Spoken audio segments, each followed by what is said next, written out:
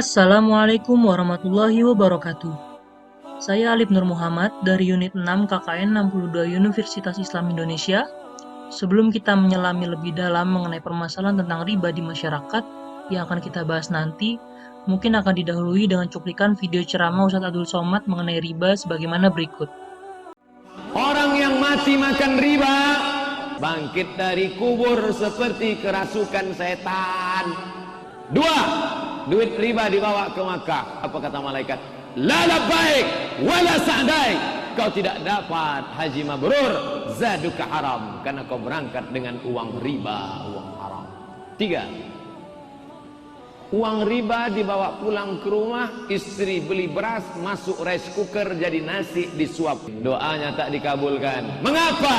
Mat'amuhu haram, karena makanannya haram, riba. Oh, kalau gitu kita belikan teh botol aja. Masrabuhu haram, minumannya haram. Oh, kalau gitu kita belikan baju aja. Malbasuhu haram, pakaiannya haram. Oh, kalau gitu kita sedekahkan aja. Yang keempat, sedekahnya tak diterima. Innallaha thayyibun, Allah Maha Suci, la yaqbalu illa thayyiban. Allah tak menerima kecuali yang suci-suci.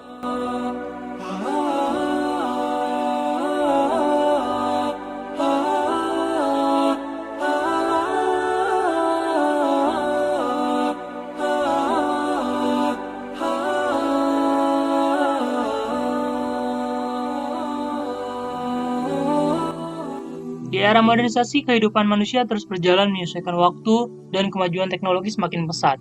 Dalam kondisi ini mempengaruhi gaya hidup manusia dalam segala aspek kehidupan. Seperti halnya dalam bermaksiat, maka dari itu kita sudah sepantasnya mengenali kondisi dan fenomena yang terjadi di kehidupan manusia modernisasi agar bisa mengambil hal yang positif dan menghindari hal-hal yang buruk, serta tidak mudah terpengaruh oleh para penjajahnya. Di antara bentuk kemaksiatan yang mengalami modernisasi pola adalah praktik riba. Riba ini bidang kehancuran ekonomi umat. Sudah banyak orang yang memodifikasi riba sedemikian rupa, sampai ada yang mempercayai riba sebagai pilar utama perekonomian umat manusia. Riba sendiri dalam bahasa Indonesia mempunyai arti bertambah, tambahan, subur. Seluruh fuqaha sepakat bahwa hukum riba di dalam Al-Quran dan hadis ialah haram. Larangan riba ini bukan hanya Islam saja yang melarang, tapi agama lain pun memandang serius persoalan riba. Kajian riba ini sudah berlangsung selama kurang lebih 2000 tahun. Masalah riba sudah menjadi bahasan di kalangan Yahudi, Yunani, bahkan Romawi. Sistem riba yang bertumbuh pada pertumbuhan mata uang yang tidak disertai dengan perputaran barang dan jasa di zaman sekarang diimani dan ditetapkan di seluruh penjuru dunia. Oleh sebab itu, tidak heran lagi perekonomian dunia semakin rapuh dan kejam. Yang kuat memakan yang lemah sehingga si lemah menjadi semakin lemah. Dengan kita berbuat riba, berarti kita sudah berbuat zolim kepada pihak lain. Untuk itu, perlu untuk menumbuhkan rasa waspada akan praktik riba yang mengalami modernisasi ini, agar kita tidak berbuat zolim kepada pihak lain, sehingga tidak merasa menganiaya dan pihak lain tidak merasa teraniaya, dan tidak terperdaya dengan sebutan dan berbagai propaganda manisnya. Adapun penjabaran tentang praktik riba yang merajalela di lingkungan masyarakat sebagaimana berikut. Yang pertama yaitu kredit segitiga. Praktik riba berupa piutang yang mendatangkan keuntungan sering kita jumpai dalam kemasan jual beli, walaupun sebenarnya jual beli yang terjadi hanya sebagai kamuflase belaka. Di antara kamuflase riba yang terjadi di zaman sekarang dalam bentuk jual beli ialah bentuk pengkreditan.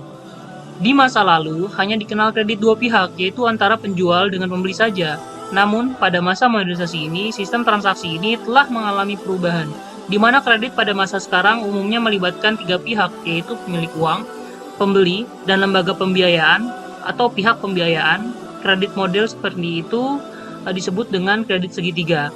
Rasulullah Shallallahu Alaihi Wasallam melarang praktik semacam ini, sebagaimana yang telah disebutkan dalam sebuah hadis, yang mana artinya sahabat Ibnu Abbas radhiyallahu anhu menuturkan bahwasanya Rasulullah Shallallahu Alaihi Wasallam bersabda, barang siapa membeli bahan makanan, maka janganlah ia menjualnya kembali hingga ia selesai menerimanya.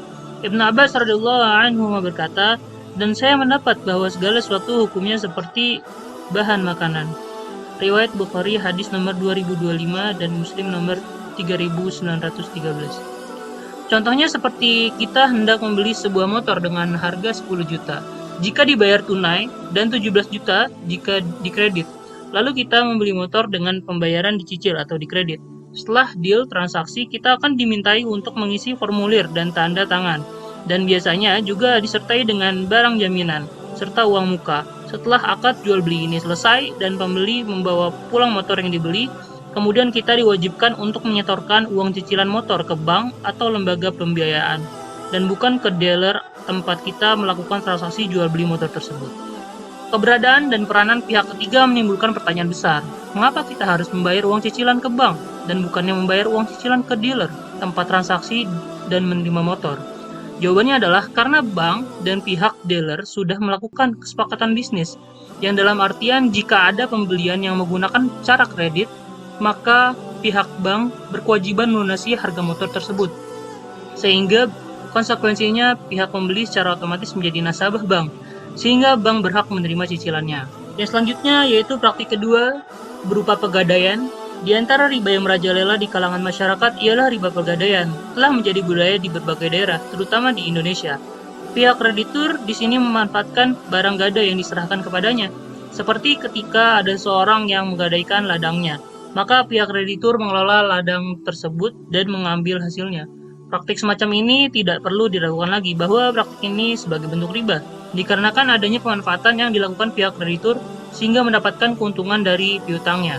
Setiap piutang yang mendatangkan kemanfaatan atau keuntungan, maka itu adalah riba. Lalu yang ketiga ialah berupa tukar tambah emas. Praktik riba yang sangat populer di kalangan masyarakat ialah tukar tambah emas.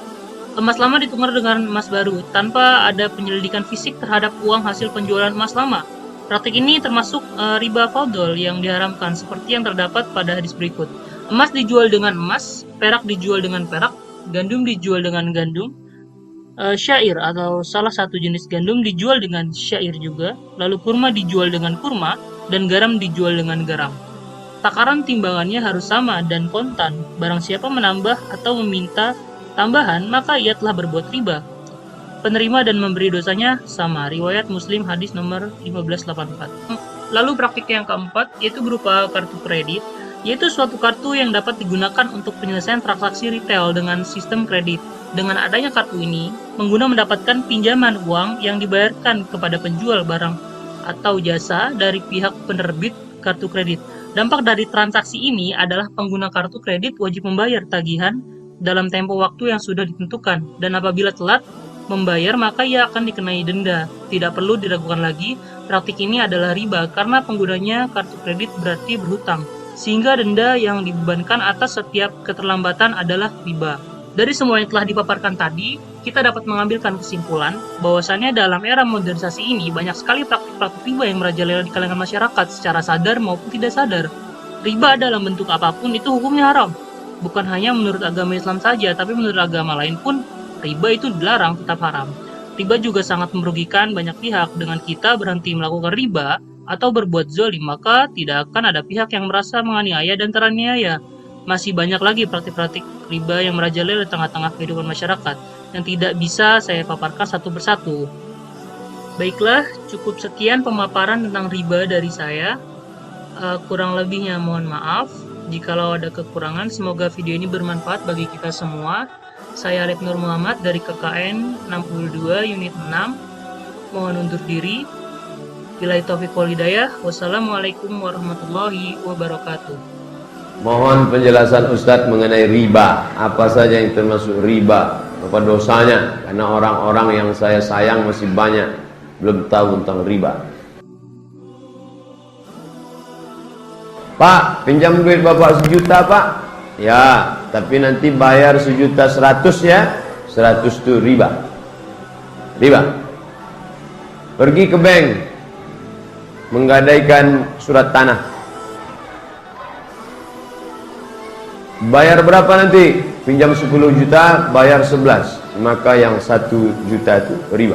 Uang dengan uang riba. Tapi kalau ibu beli panci, lalu datang tukang panci. Oh Pak panci, sikau sebentar. Berapa pancinya ini? Ini dicicil 12 bulan.